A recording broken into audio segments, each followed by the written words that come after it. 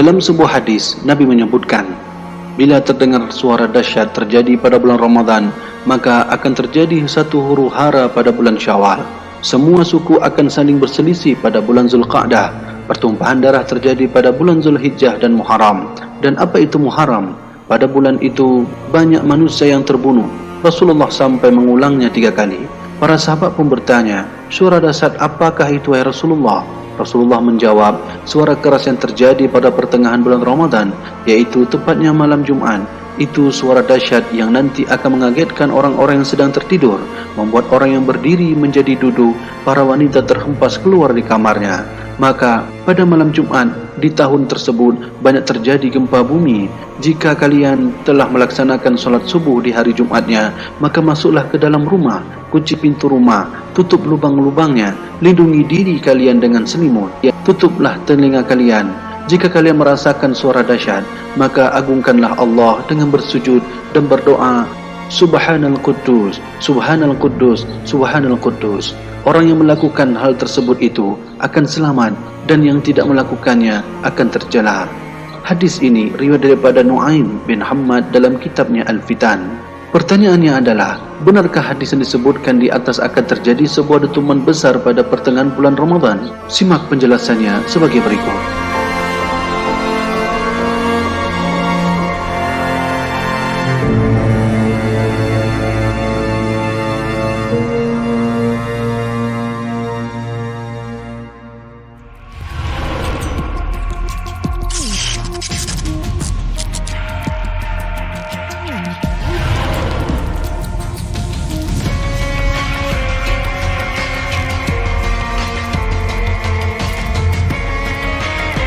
Terbebas dari status sahih atau tidaknya hadis ini, di sini mari kita dengarkan fakta yang baru-baru ini diberitakan oleh Badan NASA Amerika Serikat terkait adanya ledakan besar yang terjadi tepat pada bulan Ramadan.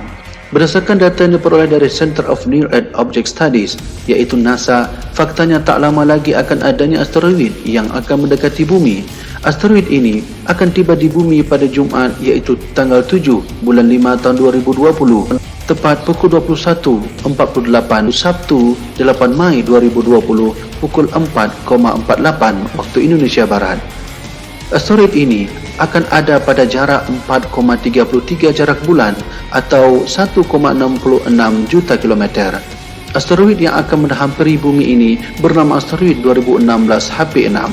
Sebagaimana dilansir laman resmi Pusat Sains Antarika atau EAPAN, tepat berita ini pada tanggal 9 bulan 3 tahun 2020, asteroid ini memiliki kecepatan relatif 5,72 km per detik ketika mendekati bumi dan dikategorikan sebagai asteroid Apollo. Asteroid Apollo adalah asteroid yang memiliki sumbu setengah panjang lebih besar dibandingkan dengan orbit bumi, tetapi jarak perhelionnya lebih kecil dibandingkan aphelion bumi. Beberapa asteroid Apollo bisa menjadi ancaman bagi penduduk di bumi apabila berada pada jarak yang sangat dekat dengan bumi. Seperti meteor Chelyabinsk yang memasuki asteroid bumi dan meledak di langit kota Chelyabinsk, Rusia pada tanggal 15 Februari 2013 silam. Ukuran asteroid itu adalah 17 meter. Asteroid 2016 HP6 memiliki sumbu setengah panjang sebesar 1,579 SA atau 236 juta kilometer dengan kelonjongan orbit sebesar 0,357. Jarak terdekat asteroid ini dengan matahari sebesar 1,014 SA dengan kemiringan orbit 3,92 terhadap ekliptika yang mana sedikit lebih miring dibandingkan orbit Venus. Periode orbit asteroid ini selama 725 hari atau 1,98 tahun yang mana sedikit lebih lama dibandingkan periode orbit Mars, yakni 687 hari atau 1,88 tahun. Asteroid 2016 HP6 diperkirakan berukuran antara 23 hingga 52 meter dengan magnitudo absolut kurang lebih 25,3 jika diamati pada jarak 1 SA dari matahari dan pengamat. Asteroid ini memiliki jarak perpotongan orbit minimum sebesar 0,005387 SA atau 805.000 km terhadap orbit bumi, yang mana jauh lebih kecil daripada 0,05 SA atau 7,5 juta kilometer.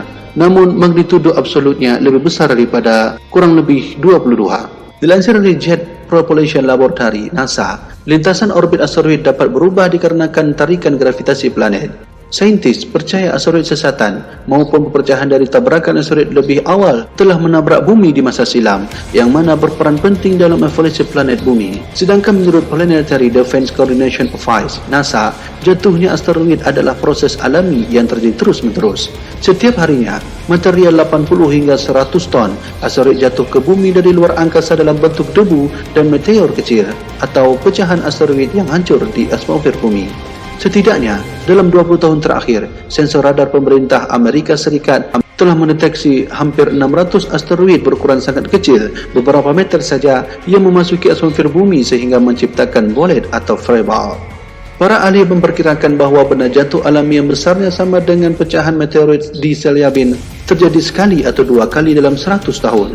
Benda jatuh alami yang lebih besar diperkirakan sangat jarang terjadi dalam skala ratusan hingga ribuan tahun. Namun mengingat ketidaklengkapan katalog objek dekat bumi saat ini, benda jatuh alami seperti meteorit Chelyabinsk dapat terjadi kapan saja.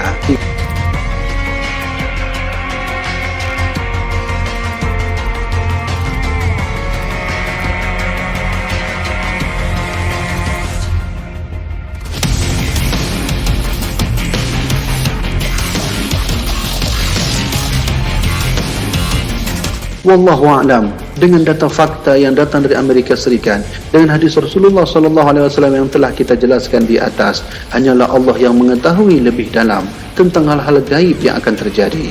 Untuk keterangan hadis dan fakta ilmiah ini, bagaimanakah menurut anda semua? Wallahu a'lam bishawab. Wassalamualaikum warahmatullahi wabarakatuh.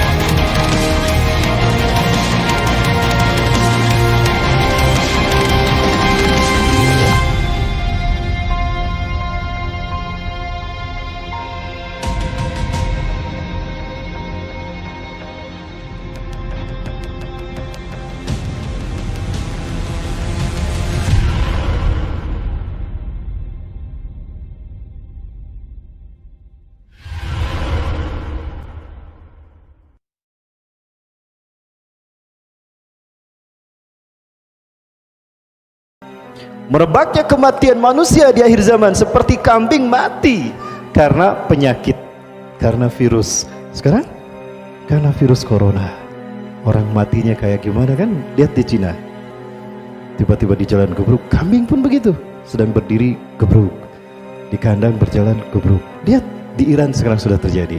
Apakah ini cocok logi? Terkutuk mereka yang mengatakan ini cocok logi. Lalu di mana benarnya Quran dan hadis? Kalau apa yang terjadi pembuktian hari ini, kalian katakan cocok logi.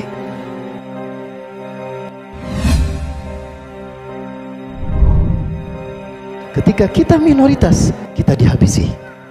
Ketika kita minoritas, kita disiksa. Ketika kita minoritas, kita dibantai.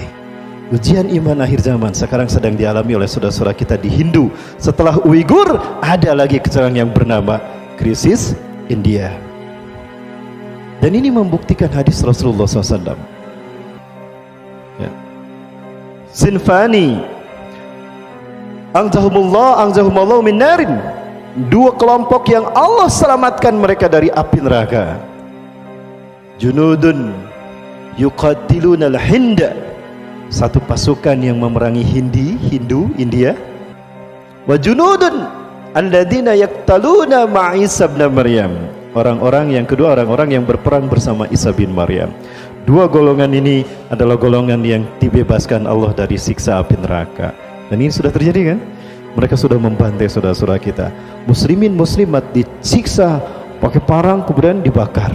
Masjid dihancurkan dan Al-Quran kitab suci kita dibakar. Ini ujian keimanan yang dulu dialami oleh para sahabat, sekarang dialami oleh saudara-saudara kita. Ya. Sekarang kita sedang dihantui oleh ujian yang namanya virus corona. Masih ingat? Di antara tanda-tanda kecil kejadian kiamat adalah manusia mati seperti matinya seekor kambing. Merebaknya kematian manusia di akhir zaman seperti kambing mati karena penyakit, karena virus. Sekarang karena virus corona, orang matinya kayak gimana kan? Lihat di Cina, Tiba-tiba di jalan gebruk. Kambing pun begitu, sedang berdiri gebruk, di kandang berjalan gebruk. Lihat, di Iran sekarang sudah terjadi. Apakah ini cocok logi? Terkutuk mereka yang mengatakan ini cocok logi. Lalu di mana benarnya Quran dan hadis? Kalau apa yang terjadi pembuktian hari ini kalian katakan cocok logi, maka Allah memberikan solusi. Bapak Ibu, jauh mana dengan antara Saudi Arabia dengan Uighur ke Wuhan, tempat epidemik sumber dari virus corona? Jauh mana Saudi Arabia dengan Uighur ke Wuhan? Jauh Saudi Arabia kan? Baik, Uighur itu tetangganya Wuhan, dan Wuhan pusat sumber daripada virus corona. Ada seorang muslim Uighur terkena corona? Ada yang pernah mendengar? Lalu kenapa Arab Saudi menutup semua akses umroh? Ingat, manusia tidak mendapatkan apapun melainkan apa yang diperbuatnya. Wa allaisa linsani illa masa. Tidak ada yang didapatkan manusia melainkan seperti apa yang diinginkannya. Pulang kami dari sana Bapak Ibu, ditahan jemaah haji tidak bisa berangkat ke sana. Yang di Jeddah pun itu tertahan untuk masuk ke Masjidil Haram. Kenapa? Deteksi aja di sana, obati di perbatasan. Jangan sampai masjid ke Masjidil Haram. Kami diperiksa memang Bapak Ibu. Pulang ke Cengkareng pun kami diperiksa, Bu. Jadi Bapak Ibu, ini akidah. Yang penting kita hidup sehat sesuai dengan Quran dan Sunnah. Allah akan menjadi solusi apapun kesulitan hidup kita. Konon sekarang Indonesia sudah banyak yang terkena virus corona. Ujian iman bagi kita. Tawakal pada Allah ya. Jaga. Yang penting kita hidup bersih. Cuci tangan sebelum makan. Ya, cuci tangan sebelum makan. Baca Bismillah sebelum makan. Baca Bismillah sebelum ngahwab. Ucapkan Alhamdulillah ketika terab. Fa'alam, yakini wahai anakku, law anna al-ummah istama'u ala yanfa'uka bi syai'in, andaikan umat manusia berkumpul untuk menolong kamu, la yanfa'uka bi syai'in, engkau tidak akan tertolong, engkau tidak akan selamat, illa bi syai'in qad katabahu Allahu lak, kecuali jika memang Allah menakdirkan kamu harus selamat saat itu. Jadi selamatnya kita, tertolongnya kita sudah dicatat di Lauhul Mahfuz. Walau annal umma ijtama'u ala ayyadruka bi syai'in, dan andaikan umat manusia berkumpul, Zionis, Cina, Israel, Amerika berkumpul untuk membantai kamu, lam yadruka bi syai'in, kamu tidak akan celaka. Illa bi syai'in qad katabahu Allahu alaik, kecuali jika memang kamu harus celaka hari itu. Rufiatil aqlam, diangkat pena kita, takdir kita, dan kerah kering catatan takdir kita di Lauhul Mahfuz. Yuk kita tawakal pada Allah Subhanahu wa taala. Ujian demi ujian akhir zaman ini yang mengguncang iman kita ini ujian. Kita istiqomah ataupun tidak dengan keimanan kita. Siap istiqomah sampai akhir hayat? Apapun yang terjadi? Yang penting kita hidup sehat ya, saling melindungi. Ingat kita sedang diuji kebersamaan kita. Yuk kita saling melindungi sesama kaum muslimin. Tawakal pada Allah ya. Kita berdoa pada Allah. Dan ada satu tips, ternyata bawang putih bagus untuk membuang toksin, auto detoksifikasi. Ada 8 siung bawang putih direbus, airnya diminum.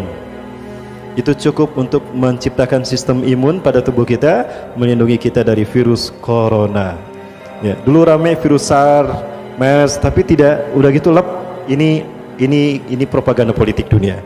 Di akhir sama. Semoga Allah melindungi kita sebagaimana sabda Rasulullah tadi. Tawakal pada Allah, hidup sesuai Quran dan Sunnah, insya Allah Allah akan melindungi kita. Terima kasih dan mohon maaf atas kekurangannya dan keterlambatan saya. Yang benar dari Allah, yang salah ada kesalahan diri kita. Mudah-mudahan Allah memberikan kekuatan iman Islam. Apapun yang terjadi kita tawakal pada Allah, dan Allah mewafatkan kita dalam keadaan Islam. Amin ya rabbal alamin.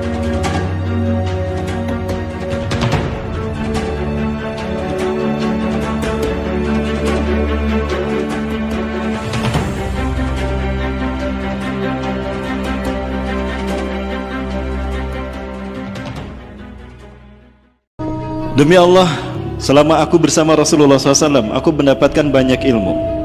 Dari ilmu yang aku dapatkan dari Rasulullah SAW, aku mendapatkan 2 bejana ilmu dari Rasulullah. 1 bejana ilmu demi Allah sudah aku sampaikan pada kalian. Semuanya sudah aku sampaikan. Namun ada 1 bejana ilmu yang belum pernah aku sampaikan selama ini. Karena aku tahu jika aku menyampaikannya, maka nyawa aku taruhannya. Artinya ada 1 bejana ilmu yang diterima Abu Hurairah dari Rasulullah SAW, itu disembunyikan, tidak disampaikan. Lalu Abu Hurairah mengatakan, hari ini kalian menyaksikan aku sampai pada akhir ajalku, maka aku sampaikan pada kalian bejana ilmu ini, karena aku khawatir aku termasuk dikatakan menyembunyikan ilmu, menyembunyikan kebenaran, dan itu dosa bagiku yang besar siksanya di akhirat. Maka demi Allah aku akan menyampaikannya.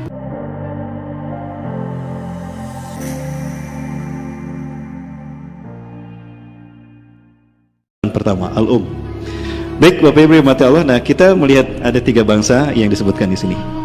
Rusia, Amerika Serikat, dan Cina. Kemudian sepanjang mereka roadmap dalam melakukan upaya untuk menguasai dunia, tadi ada negara-negara yang ikut bekerja sama dengan mereka. Negara mana tadi? Iran. Kemudian negara Suriah. Dan ada negara Mesir. Dan ada negara Indochina. Maksud saya itu, Indochina. Itu nggak usah disebutkan. Baik Bapak Ibu rahmati Allah subhanahu wa ta'ala. Ya, nah konflik inilah yang ternyata menjadi pemicu terjadinya perang Armageddon. Dan kita menyaksikan bagaimana nuklir dijatuhkan bertubi-tubi kepada saudara-saudara kita yang ada di Timur Tengah, baik di Palestina, baik di Suriah, ataupun di Irak, ataupun di Mesir, ataupun di Tunisia, ataupun di Libya, bahkan di Afghanistan dan Yaman.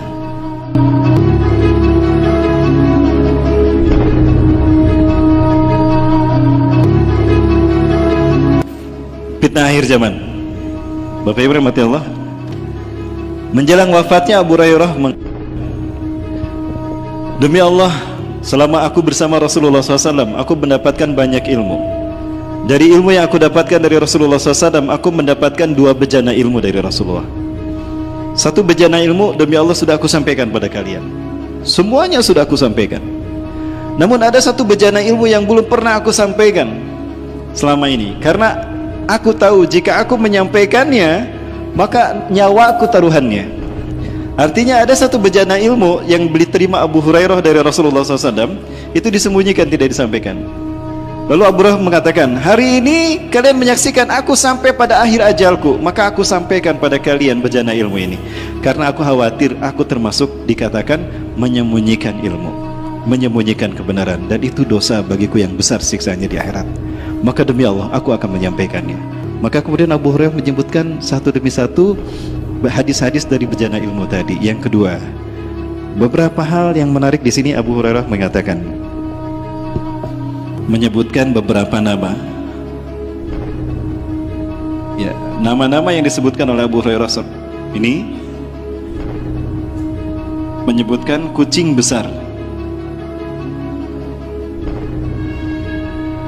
Ya, yang berasal dari negeri berkaca.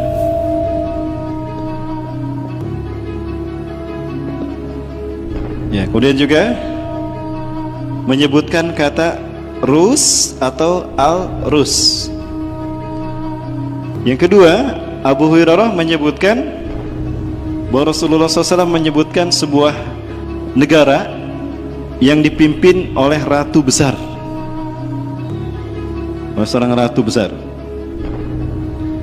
Dan Rasulullah menyebutkan nama Amerika. Yang ketiga, Rasulullah SAW juga menyebutkan 1 bangsa yang ciri-cirinya bermata sipit, berkulit merah, dan berhidung pesek, dan berwajah lebar. Dan Rasul menamakan mereka bangsa Turki. Menemukan mereka bangsa Turki. Ini beberapa hal, 3 hal diantara apa yang disampaikan oleh Abu Hurairah terkait dengan bejana ilmu yang kedua. Menarik Bapak Ibu kalau kita lihat apa yang disampaikan oleh Abu Hurairah. Pertama tentang kucing besar dan juga negeri yang berkaca dan Rus atau Al-Rus. Kira-kira ini asumsinya ke negara mana?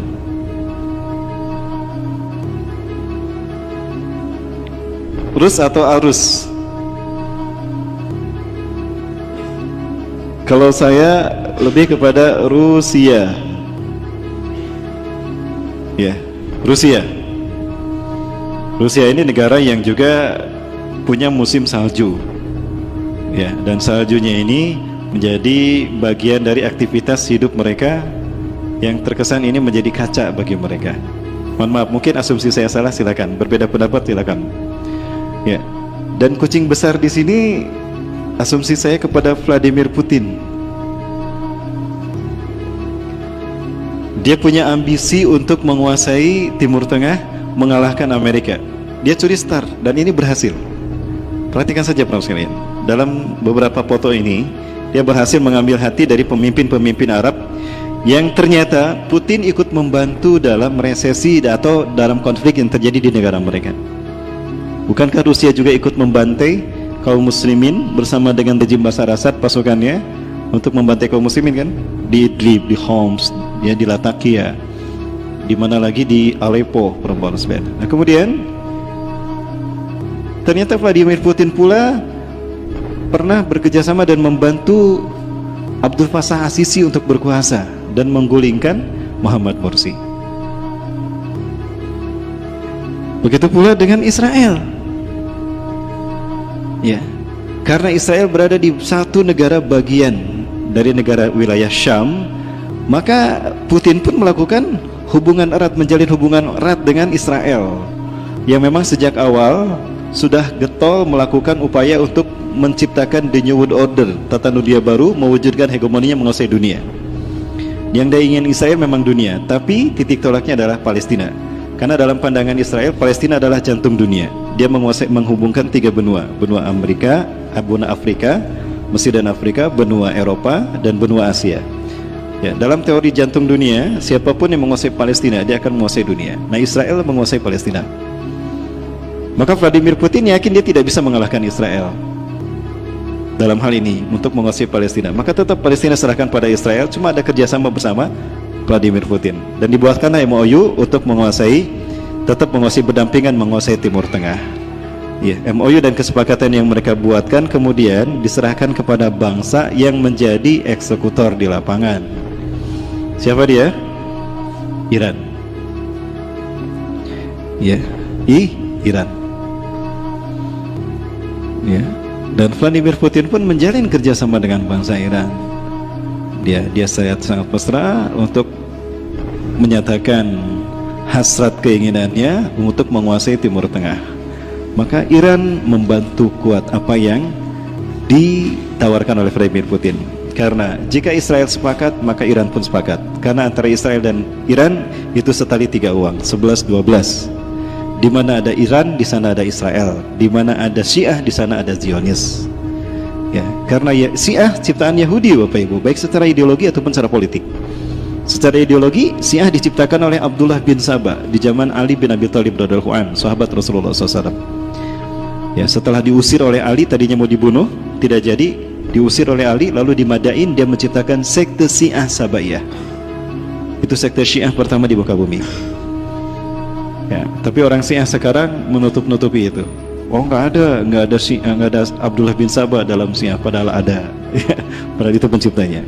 Adapun secara politik, Yahudi menciptakan Khomeini tahun 1979, membantu Khomeini menggulingkan Shah Reza Pahlavi.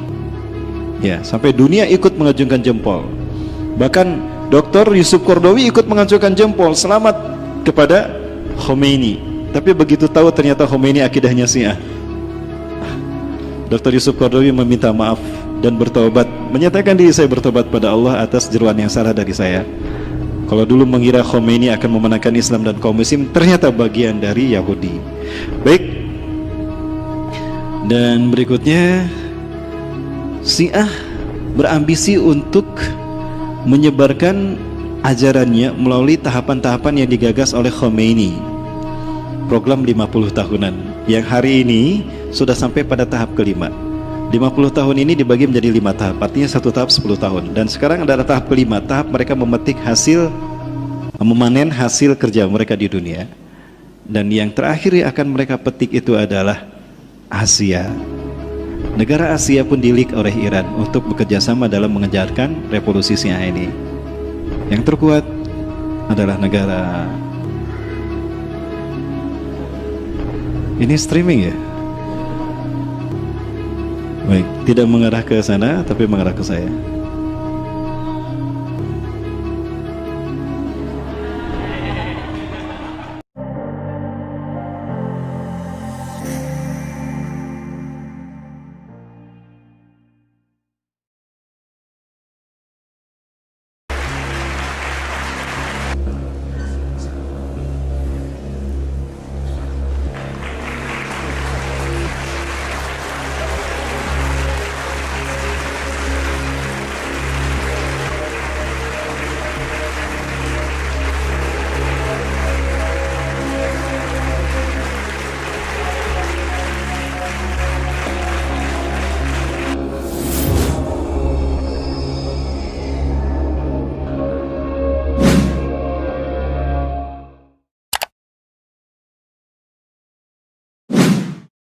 Suatu saat Sai Baba pernah diundang ke Amerika. Sekelompok petinggi militer angkatan darat Amerika kehilangan sebuah dokumen, dan yang tahu hanyalah seorang jenderal yang bernama Conner. Jenderal Conner ini sudah meninggal. Maka dipanggillah Sai Baba. Ketika Sai Baba datang ke jasad Jenderal Conner, dia menaburkan tepung vibuti. Nanti saya perlihatkan tepung vibutinya insyaallah. Ya. Menaburkan tepung vibuti yang langsung keluar dari tangannya entah dari mana. Maka dengan cara diusap, sebagaimana Nabi Isa AS membangunkan jasad yang sudah mati, maka apa yang terjadi? Jenderal Conner bangun. Maka ditanya, di mana arsip itu? Oh, arsipnya di sana. Dia pergi, diantar pakai mobil, dibukakan arsipnya, ketemu arsipnya. Itu jin yang masuk ke dalam tubuh Jenderal Conner. Kalau Nabi Musa AS menghidupkan yang sudah meninggal dalam kisah sapi betina Al-Baqarah, itu nyata betul-betul hidup. Di mana dipukul dengan sebagian dagingnya kan, fadribuhu bi ba'diha, pukul dengan sebagian dagingnya, itu betul-betul hidup. Sama Nabi Musa ditanya, man qatalaka, siapa yang membunuhmu? Tuh, anak-anak saudaraku, keponakanku yang membunuh saya. Udah gitu mati lagi. Nah, dia pernah melakukan apa yang semacam hal itu ya. Jenderal Conner pun bangun. Kemudian ada hal yang menarik lagi terkait dengan Sai Baba. Saya coba perlihatkan tepung vibuti yang dia keluarkan, yang dengannya dia menyembuhkan orang yang buta, ya, menyembuhkan orang yang sudah membangunkan orang yang sudah mati. Tapi sekali lagi, ini biiznillah, dengan izin Allah. Allah mengizinkan kepadanya untuk melakukan itu sebagai sebuah istidraj, rangsangan, ya. Apakah dia mau bertobat atau kembali kepada Allah Subhanahu wa taala. Dan ini saat Sai Baba sedang membersihkan patungnya, lalu dia mengeluarkan tepung vibuti nanti. Dia mengeluarkan emas.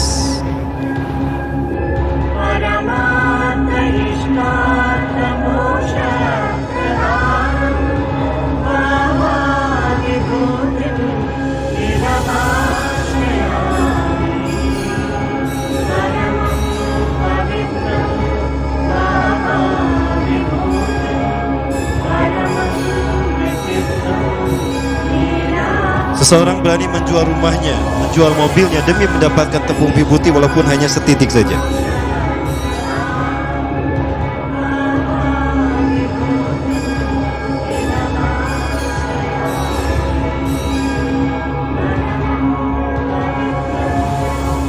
Dapat dilihat tepung itu nggak habis-habisnya. Inilah sihir dia. Ya. Nah, ini dia ketika mengeluarkan emas.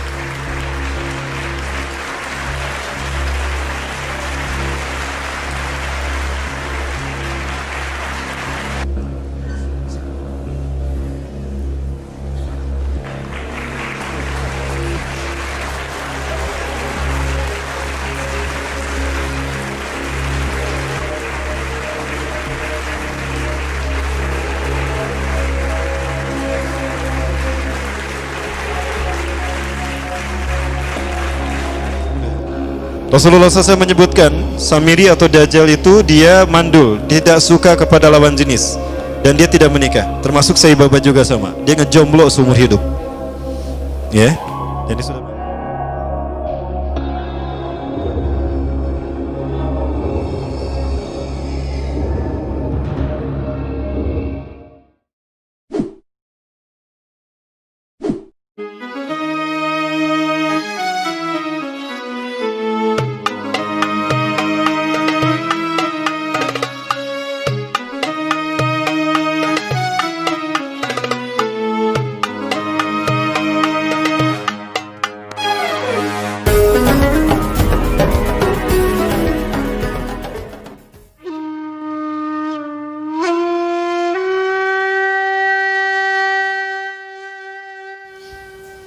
Wassalamualaikum warahmatullahi wabarakatuh. Di antara tanda-tanda kiamat yang telah nampak adalah munculnya para pendusta yang mengaku sebagai nabi. Jumlah mereka mendekati 30 pendusta. Sebagian dari mereka telah muncul pada zaman Nabi Shallallahu Alaihi Wasallam, juga pada zaman sahabat, dan orang yang semisal mereka senantiasa muncul. Batasan di dalam hadis-hadis tersebut tidaklah bermakna bagi setiap orang yang mengaku sebagai nabi secara mutlak, sebab mereka yang seperti itu banyak dan tidak terhingga. Tetapi yang dimaksud dalam hadis adalah orang yang mengaku sebagai nabi lagi memiliki kekuatan, banyak pengikutnya, dan terkenal di kalangan manusia. Dari Abu Hurairah radhiyallahu an, dari Nabi Shallallahu Alaihi Wasallam, beliau bersabda, tidak akan terjadi hari kiamat hingga dibangkitkan dajjal-dajjal para pendusta yang jumlahnya mendekati 30. Semuanya mengaku bahwa mereka adalah utusan Allah. Dan diriwayatkan dari Sauban radhiyallahu an, dia berkata, Rasulullah Shallallahu Alaihi Wasallam bersabda, tidak akan terjadi hari kiamat hingga beberapa kelompok dari umatku mengikuti kaum musyrikin dan mereka menyembah berhala, dan sesungguhnya akan ada pada umatku 30 orang pendusta. Semuanya mengaku bahwa ia adalah seorang nabi, padahal aku adalah penutup para nabi. Tidak ada nabi setelahku. Hadis-hadis tentang kemunculan dajjal-dajjal para pendusta seperti ini banyak jumlahnya. Di antara sebagian riwayatnya dijelaskan dengan redaksi yang pasti bahwa mereka berjumlah 30 orang, sebagaimana diungkap dalam hadis Sauban, dan di dalam riwayat lainnya bahwa jumlah mereka mendekati 30 orang, sebagaimana dijelaskan dalam Asy-Syahihain. Kemungkinan riwayat Sauban diungkapkan dengan cara pembulatan, yaitu sebanyak 30 orang. Di antara pendusta yang telah muncul dari ke-30 pendusta itu adalah Musailamah al-Kadzab. Dia mengaku sebagai nabi di akhir zaman. Nabi Shallallahu Alaihi Wasallam, Rasul pernah mengirim surat kepadanya dan menamakannya Musailamah al-Kadzab, si pendusta.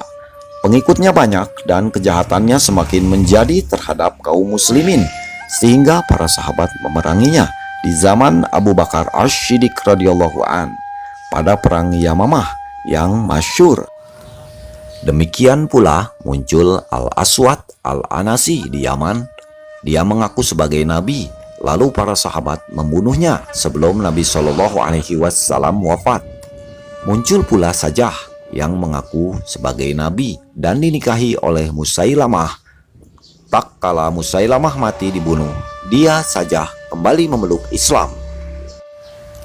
Demikian pula Tulaihah bin Khuwailid yang mengaku sebagai nabi, kemudian bertobat dan kembali memeluk Islam. Lalu baiklah keislamannya.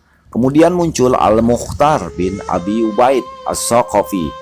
Ia menampakkan kecintaan kepada Ahlul Bait dan menuntut balas atas pembunuhan Husain. Pengikutnya bertambah banyak sehingga dia bisa menguasai Kufah di awal kekhalifahan Ibnu Zubair.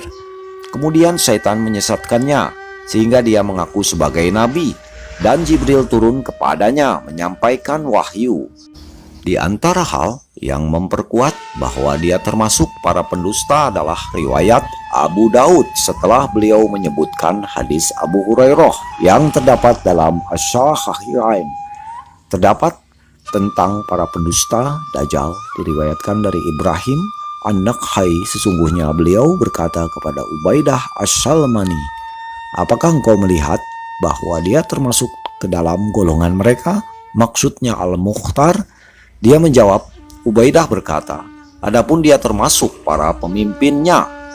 Di antara mereka adalah Al-Harits Al-Kadzab. Muncul pada masa Khilafah Abdul Malik bin Marwan. Lalu dia dibunuh. Lalu pada masa Khilafah Abbasiyah keluar sekelompok orang yang mengaku nabi. Di masa kini muncul Mirza Ahmad Al-Qadiani di India. Dia mengaku sebagai nabi dan mengaku sebagai Al-Mahdi yang ditunggu-tunggu. Dia juga berkeyakinan bahwa Nabi Isa alaihissalam tidak hidup di langit dan keyakinan-keyakinan batil lainnya. Sehingga dia memiliki para pengikut dan pembela. Banyak ulama yang menentangnya, membantahnya, serta menjelaskan bahwa dia adalah salah satu dari para pendusta Dajjal yang diperingatkan Rasulullah Shallallahu Alaihi Wasallam. Para pendusta seperti itu akan terus bermunculan satu persatu hingga akhirnya akan keluar Dajjal yang buta sebelah yang sesungguhnya. Imam Ahmad meriwayatkan dari Samurah bin Jundub radhiyallahu an bahwasanya Rasulullah Shallallahu Alaihi Wasallam bersabda, "Tak kala terjadi gerhana matahari, sesungguhnya demi Allah tidak akan terjadi hari kiamat hingga keluar 30 pendusta. Terakhir dari mereka adalah si buta sebelah, sang pendusta Dajjal. Dan di antara para pendusta Dajjal ini adalah 4 wanita." Al-Imam Ahmad meriwayatkan dari Huzaifah radhiyallahu an bahwasanya Rasulullah Shallallahu Alaihi Wasallam bersabda, "Pada umatku ada 27 para pendusta, di antara mereka 4 orang wanita, dan sesungguhnya aku adalah penutup para nabi, tidak ada nabi setelahku."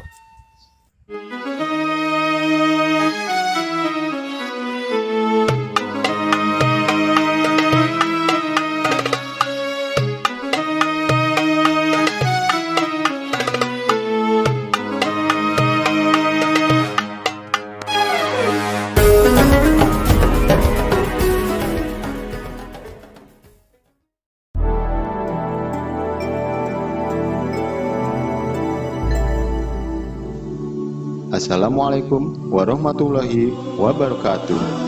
Sahabat beriman, atas karunia Allah kami hadir menemani Anda untuk berbagi info Islami. Semoga dapat menambah keimanan dan ketakwaan kita terhadap Allah. Dan jangan lupa klik tombol subscribe untuk berlangganan serta mengaktifkan tombol notifikasi agar tidak ketinggalan info terbaru dari kami.